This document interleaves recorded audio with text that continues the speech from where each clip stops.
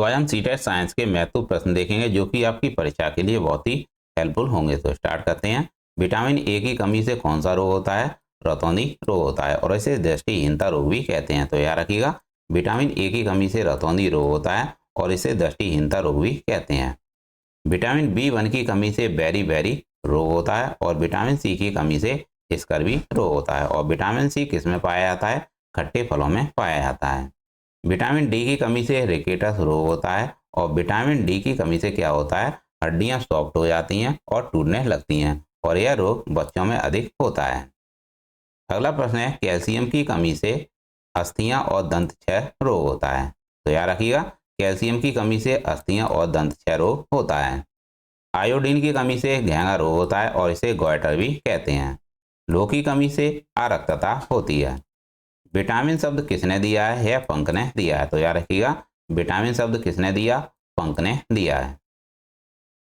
जल में घुलनशील विटामिन कौन से हैं? विटामिन बी और सी जो कि जल में घुलनशील होते हैं। वसा में घुलनशील विटामिन कौन से हैं? विटामिन के, vitamin E, vitamin D, vitamin A. यह सभी वसा में घुलनशील विटामिन है। आप इसे कीड़ा के नाम से याद रखिएगा। विटामिन ए का रासायनिक नाम क्या है? रेटिनॉल होता है और विटामिन बी का रासायनिक नाम थायमीन होता है। विटामिन सी का रासायनिक नाम एस्कॉर्बिक एसिड है और विटामिन डी का नाम कैल्सीफेरॉल है। विटामिन ई का नाम टैकोफेरॉल है और विटामिन के का नाम फिलोक्विनैन है। भोजन पकाते समय कौन सा विटामिन नष्ट हो जाता है? भोजन पकाते समय कौन सा विटामिन नष्ट हो जाता है? तो वह होता है विटामिन सी। तो याद रखिएगा, भोजन पकाते समय विटामिन सी नष्ट हो जाता है। सबसे ज्यादा विटामिन किस में पाया जाता है? सबसे ज्यादा विटामिन सी, यहाँ पर विटामिन सी कर लीजिएगा। सबसे ज्यादा विटामिन सी किस में पाया जाता है? आंवले में पाया जाता है। अगर आपसे पूछ लिया जाए कि सबसे ज्यादा विटामिन किस में पाया जाता है, तो आपका उत्तर होगा सेब। तो सबसे ज्यादा विटामिन पाया जाता है सेब में, जबकि विटामिन सी सबसे ज्यादा आंवला में पाया जाता है। इस विटामिन की कमी से भोजन से कैल्शियम अवशोषण दर कम हो जाती है। विटामिन डी की कमी से हो जाती है। विटामिन डी2 की कमी से टेटेनी रोग हो जाता है। क्या होता है? टेटेनी रोग हो जाता है। जबकि विटामिन डी3 की कमी से रिकेटस रोग होता है जो कि बच्चों में होता है और वयस्कों में ऑस्थोमेलेसिया रोग हो जाता है। सभी एसिड के लिए आम तत्व हाइड्रोजन होता है। लेथिनम की परमाणु संख्या 57 होती है। एक चतुर परमाणु तत्व क्या है? फास्फोरस है। और अगला प्रश्न है, गैस टरबाइन आधारित है ब्रेटॉन चक्र पर। किस पे? ब्रेटॉन चक्र पर। तो याद रखिएगा, गैस टरबाइन आधारित होती है ब्रेटॉन चक्र पर। अश्रु गैस का रासायनिक नाम क्या है? क्लोरोएसिटोफिनोन है। तो याद रखिएगा, अश्रु गैस का रासायनिक नाम है क्लोरोएसिटोफिनोन। आग बुझाने वाली गैस कौन सी है? Carbon dioxide. कांच का सबसे महत्वपूर्ण घटक क्या होता है? सिलिका होता है। डिटर्जेंट किसे कहते हैं? डिटर्जेंट साबुन रहित साबुन को कहते हैं। मोनोजाइट अयस्क क्या है? थोरियम है।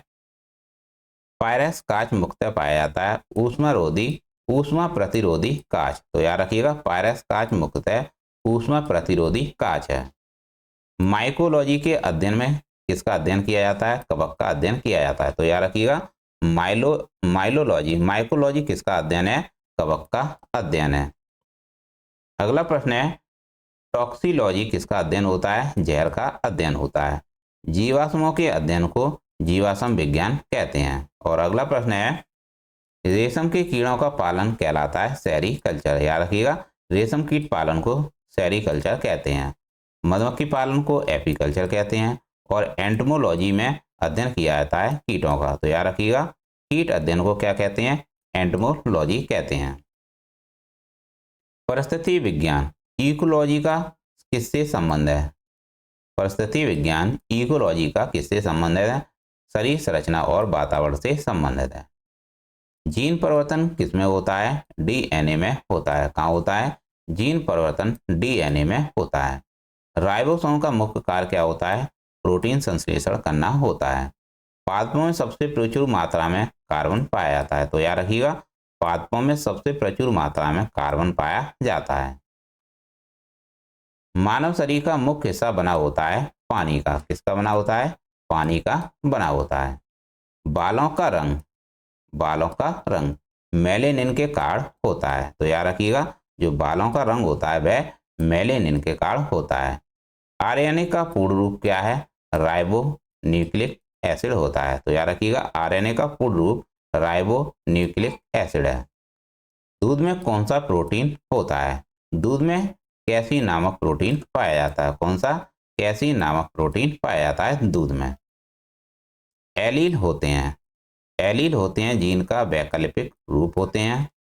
जीन का आकार कैसा होता है? जीन का आकार सर्पाकार होता है। तो याद रखिएगा, जीन का आकार सर्पाकार के होते हैं। बच्चों का लिंग, बच्चों का लिंग मुख्य रूप से निर्भर करता है पिता पर। किस पर निर्भर करता है? पिता पर निर्भर करता है। ध्वनि तरंगें होती हैं यांत्रिक तरंगें। याद रखिएगा, ध्वनि तरंगें यांत्रिक तरंग होती है। ध्वनि की तीव्रता मापी जाती है। किसमें मापी जाती है? डेसिबल में मापी जाती है। ध्वनि की तीव्रता डेसिबल में मापी जाती है।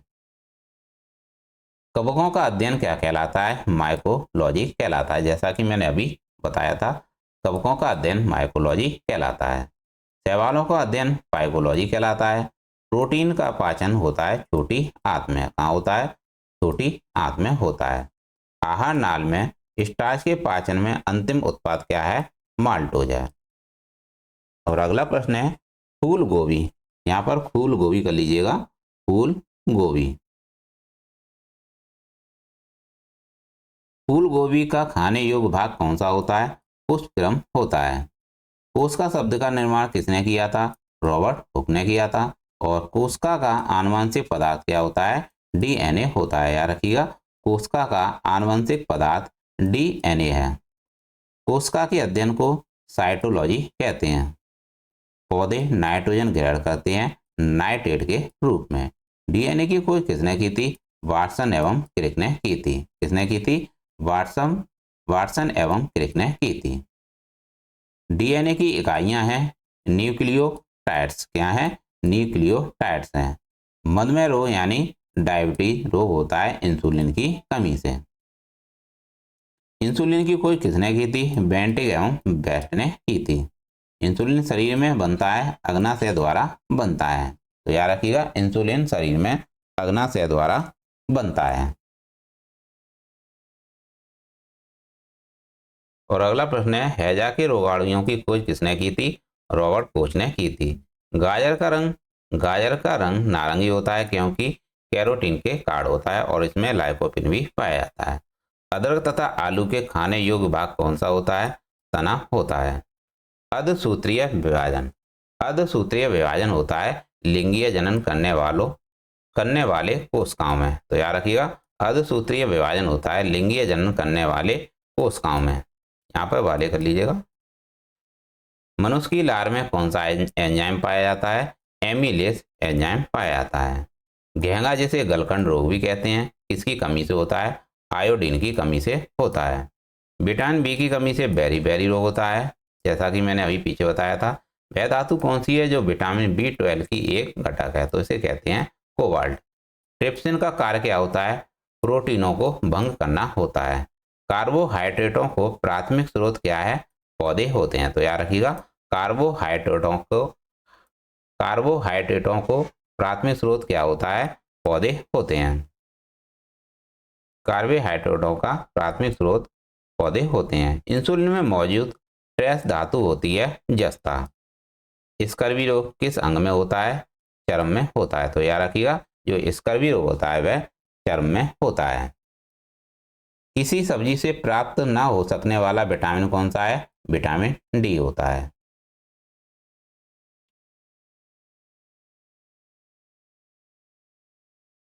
और अगला प्रश्न है दूध को दही में स्कंदित करने वाला एंजाइम रेनिन होता है। क्या होता है? रेनिन होता है।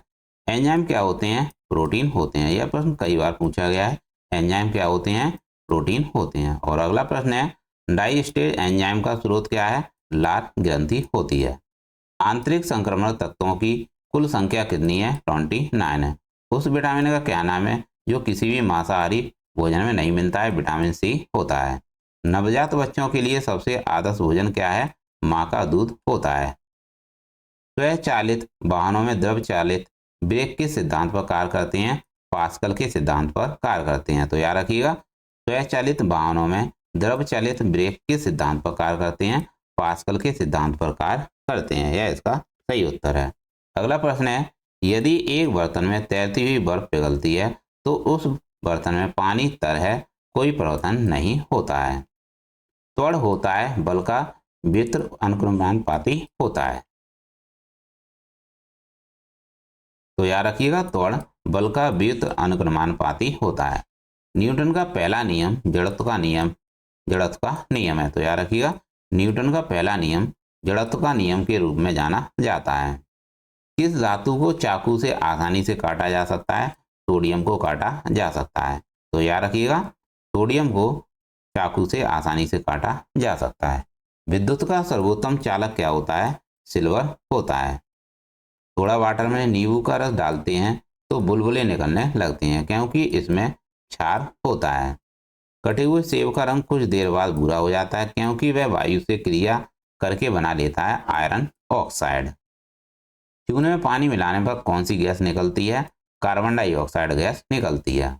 और अगला प्रश्न है, हरी मेहंदी में निम्न में से कौन सा पदार्थ पाया जाता है जिसके कारण वह लाल हो जाती है? उसमें लासोन पाया जाता है। पित्त का पीएच मान 7.7 होता है। कितना होता है? 7.7 होता है। निर्जलीय कण के दौरान आमतौर पर शरीर से किस पदार्थ की हानि होती है? सोडियम क्लोराइड की हानि होती है। गोलकृमि एक मानव परजीवी है जो क्षुद्रांत में पाया जाता है। टीनिया सोलियम, जिसे फीता कृमि कहते हैं, परजीवी के रूप में रहता है जो कि आंत में पाया जाता है। कार्बोहाइड्रेट शरीर में किस रूप में संचित रहते हैं? कार्बोहाइड्रेट शरीर में किस रूप में संचित रहते हैं? तो यह ग्लाइकोजन में रहते हैं। दूध में पाई जाने वाली शर्करा कौन सी है? लैक्टोज है। तो याद रखिएगा, दूध में पाई जाने वाली शर्करा कौन सी है? लैक्टोज है। समसूत्रीय विभाजन होता है कायिक कोशिकाओं में। मानव नेत्र क्या कार्य करता है? उत्तर लेंस की तरह कार्य करता है। तो याद रखिएगा, मानव नेत्र उत्तर लेंस की तरह कार्य करता है। प्रकाश की चाल सर्वाधिक होती है निर्वात में। तो याद रखिएगा, प्रकाश की चाल निर्वात में सर्वाधिक होती है। गुणसूत्र यानी क्रोमोसोम की खोज किसने की थी? वाल्डेयर ने की थी। तो याद रखिएगा, क्रोमोसोम की खोज यानी गुणसूत्र की खोज वाल्डेयर ने की थी। मनुष्य में क्रोमोसोम की संख्या 46 है, यानी 23 जोड़ी है, यानी 23 जोड़ी है। गुणसूत्रों का निर्माण होता है क्रोमेटिन नामक पदार्थ से। दोस्तों, टमाटर में लाल रंग का कार्ड क्या होता है? लाइकोपिन होता है। तो याद रखिएगा, टमाटर में लाल रंग का कार्ड लाइकोपिन होता है। और गाजर में क्या होता है? गाजर में कैरोटीन होता है। किसमें? गाजर में कैरोटीन होता है। और दूध में भी कैरोटीन होता है। तो याद रखिएगा, टमाटर में क्या हो गया? लाइकोपिन हो गया। गाजर में कैरोटीन, दूध में कैरोटीन। अगला है, हल्दी में पीला रंग का कार्ड क्या है? कुरकुमिन है। क्या है? कुरकुमिन होता है। हल्दी में पीला रंग का कार्ड कुरकुमिन होता है। ऑक्सीकरण अभिक्रिया में क्या होता है? ऑक्सीजन का जुड़ना होता है।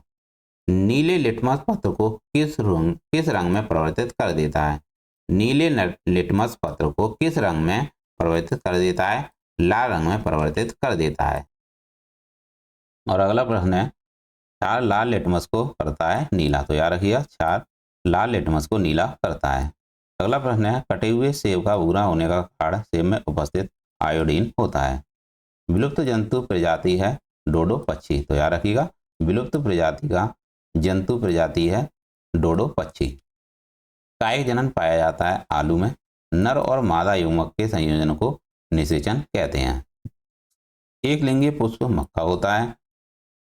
द्विलिंगीय पुष्प निम्नलिखित में से कौन सा है? सरसों है। तो याद रखिएगा, द्विलिंगीय पुष्प सरसों होता है।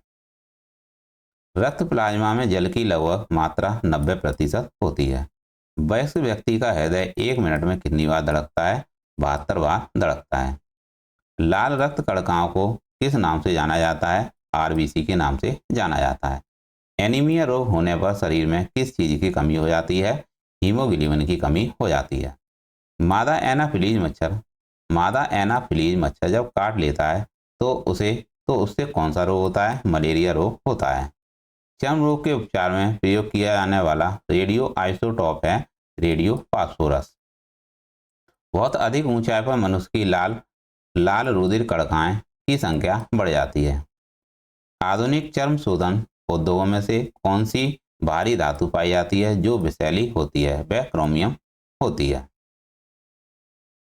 स्ट्रैंथोसियम लवण द्वारा बुनसेन ज्वाला को कौन सा रंग प्रदान किया जाता है? किरमिजी लाल। इसे कहते हैं किरमिजी लाल। कृत्रिम सैटेलाइट के अंदर व्यक्ति भारहीन महसूस करता है क्योंकि पृथ्वी के आकर्षण का बल अवकेंद्र बल के समान होता है। तो याद रखिएगा, कृत्रिम सैटेलाइट के अंदर व्यक्ति भारहीन महसूस करता है क्योंकि पृथ्वी के आकर्षण का बल अवकेंद्र बल के समान होता है। मानव शरीर में भोजन का रक्त द्वारा अवशोषण कहाँ सर्वाधिक होता है? छोटी आंत में होता है। पचे हुए भोजन में मौजूद विषैले पदार्थ का कौन सा अंग चूषण करता है? यकृत करता है, यानी लीवर करता है। तो याद रखिएगा, पचे हुए भोजन में मौजूद विषैले पदार्थ का कौन सा अंग चूषण करता है? यकृत करता है। मनुष्य के शरीर में हृदय को एक बार धड़कने के लिए कितना समय लगता है? 0.8 सेकंड लगते हैं। यहाँ पर धड़कना कर लीजिएगा। सामान्य जीवन काल में मनुष्य का हृदय लगभग 2 अरब बार धड़कता है। मानव शरीर में रुधिर बैंक का कार्य कौन करता है? तिल्ली याना प्लीहा करता है। मानव रक्त प्लाज्मा में प्राय पानी की प्रतिशत मात्रा कितनी होती है? 80 से 82% होती है। मानव शरीर के भीतर खून निम्न में से किसकी उपस्थिति के कारण नहीं जमता है? हेपेरिन के कारण नहीं जमता है। रुधिर के प्लाज्मा में किसके द्वारा एंटीबॉडी निर्मित होते हैं? लिम्फोसाइट के द्वारा निर्मित होते हैं। लाल रक्त कणिकाएं जिन्हें आरबीसी कहते हैं किस नाम से जानी जाती हैं? इरीथ्रोसाइट्स के नाम से जानी जाती हैं। किस नाम से? इरीथ्रोसाइट्स के नाम से जानी जाती हैं। सर्वप्रथम जीन शब्द का प्रयोग जॉनसन ने दिया था। एक जीन एक एंजाइम सिद्धांत को प्रतिपादित बीडल एवं टैटम ने किया था। बीडल एवं टैटम ने किया था।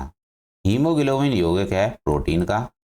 और अगला प्रश्न है, मानव शरीर में इंसुलिन का प्रमुख कार्य शरीर में शर्करा के स्तर को नियंत्रित करना होता है।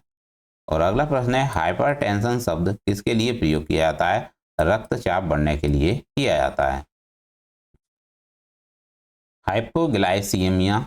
हाइपोग्लाइसीमिया का अभिप्राय रुधिर में निम्न शर्करा का स्तर है। तो याद रखिएगा, हाइपोग्लाइसीमिया का अर्थ है रुधिर में निम्न शर्करा स्तर। पुरानी और नष्ट प्राय लाल रक्त कणिकाएं कहाँ नष्ट हो जाती हैं? प्लीहा में नष्ट हो जाती हैं। लाल रक्त कणिकाओं का औसत जीवन काल लगभग 100 से 120 दिन होता है। तो याद रखिएगा, आरबीसी का जीवन काल कितना होता है? 100 से 120 दिन का होता है, यानी 120 दिन होता है। होमोसैपियंस पद का शाब्दिक अर्थ मानव बुद्धिमान से है। जीवन रक्षक हार्मोन कौन सा होता है? एडिनल होता है। तो याद रखिएगा, जीवन रक्षक हार्मोन किसे कहते हैं? एडिनल को कहते हैं। पक्षियों के वैज्ञानिक अध्ययन को ऑर्निथोलॉजी कहते हैं। क्या कहते हैं? ऑर्निथोलॉजी कहते हैं। अतरंग अंगों का अध्ययन क्या कहलाता है? एंजियोलॉजी कहलाता है। नींद न आने के लिए प्रयुक्त डॉक्टरी शब्द क्या है? इंसोम्निया है। क्या है?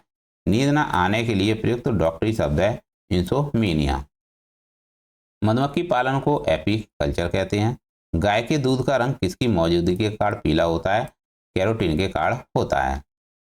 मानव जात वनस्पति विज्ञान की वह शाखा जिसका अध्ययन क्षेत्र है जनजातियों औषधियों से संबंधित पौधे।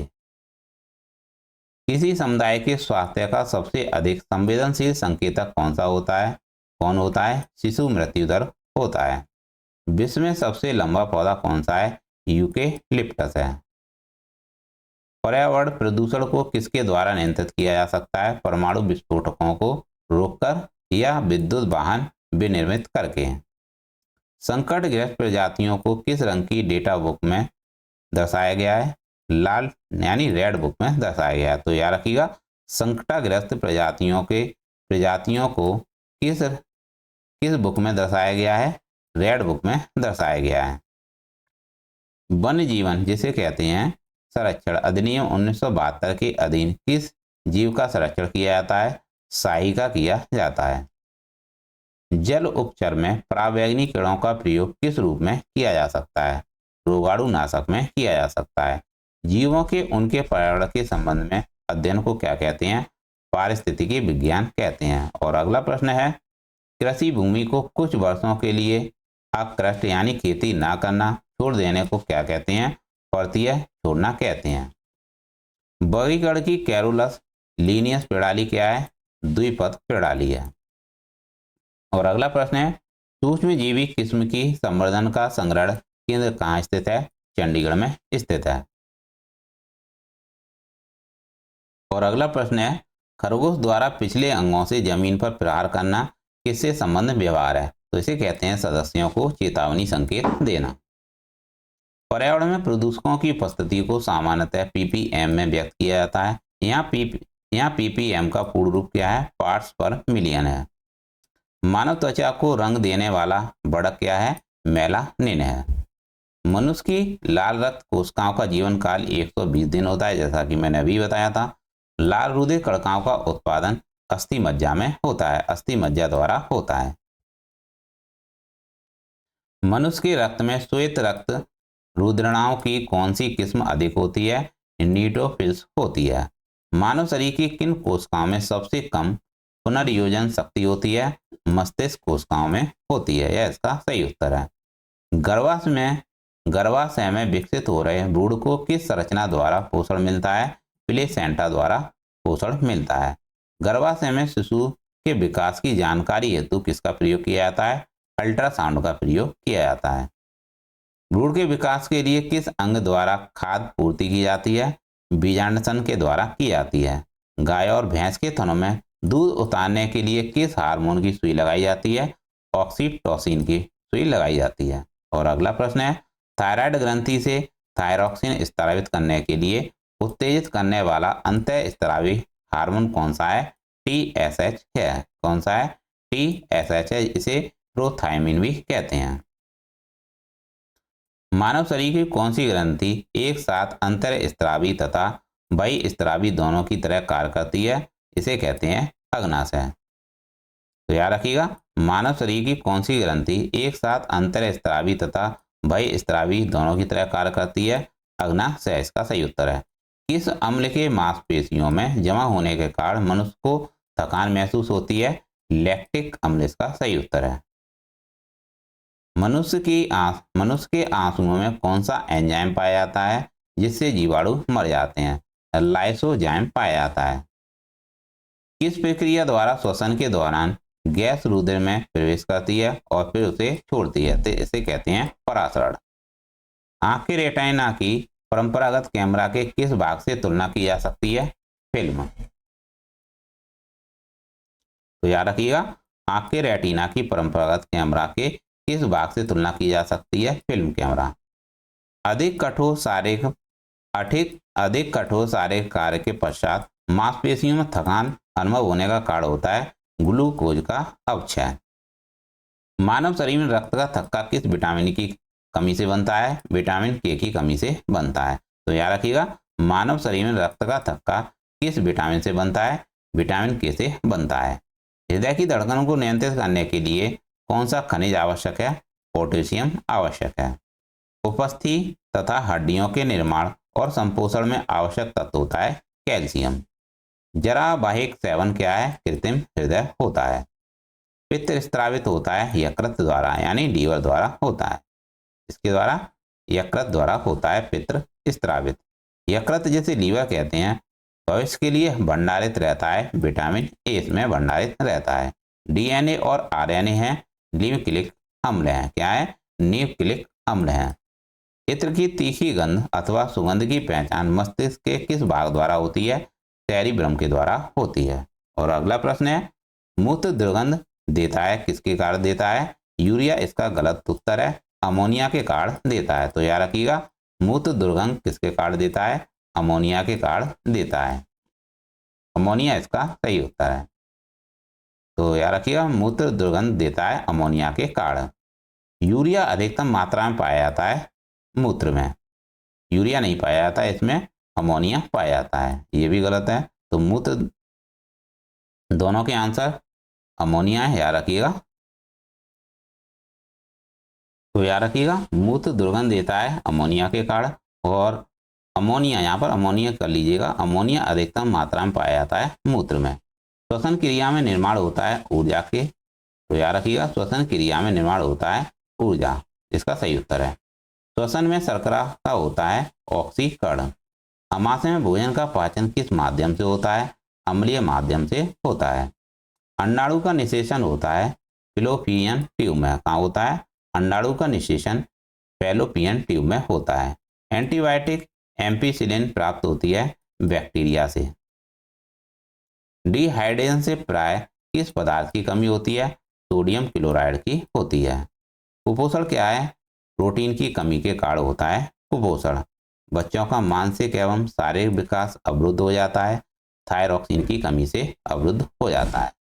आरएनए का मुख्य रूप क्या है? आरएनए का मुख्य कार्य क्या है? प्रोटीन का संश्लेषण करना होता है। मनुष्य में बुढ़ापा किस ग्रंथि के लुप्त हो जाने के कारण होता है? इसका सही उत्तर है थोएमस। थोएमस इसका सही उत्तर है।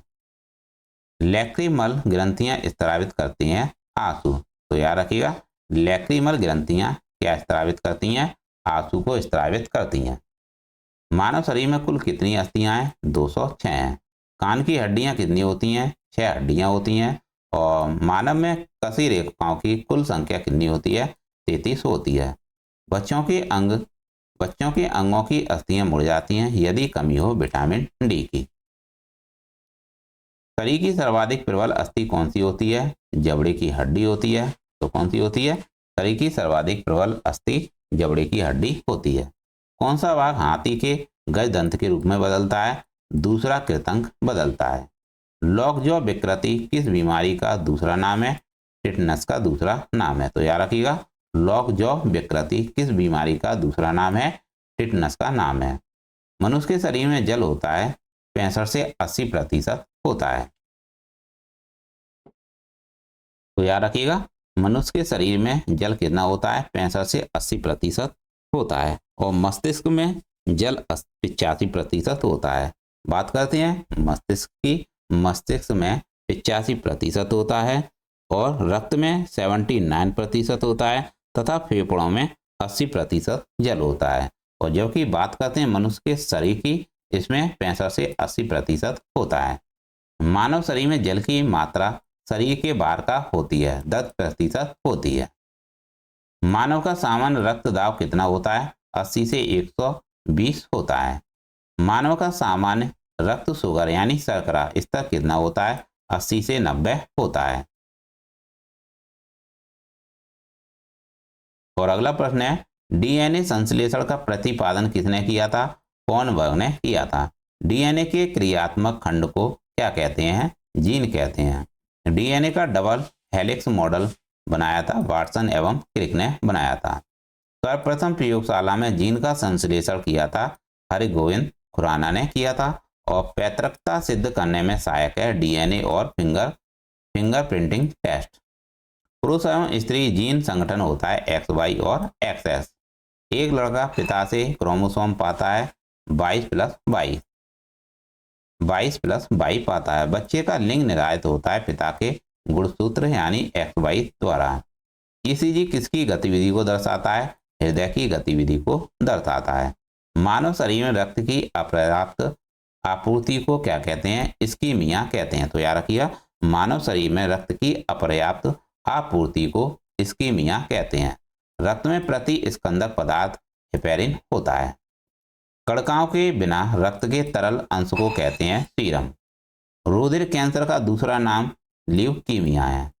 आत्महत्या की थैली किसे कहते हैं? लाइसोसोम को कहते हैं। और अगला प्रश्न है, लाइसोसोम की खोज किसने की थी? डी डुबे ने 1949 में की थी। प्रोटीन की फैक्ट्री राइबोसोम को कहते हैं। तो याद रखिएगा, प्रोटीन की फैक्ट्री राइबोसोम को कहते हैं। प्रोटीन का संश्लेषण राइबोसोम द्वारा होता है। रुधिर क्या है?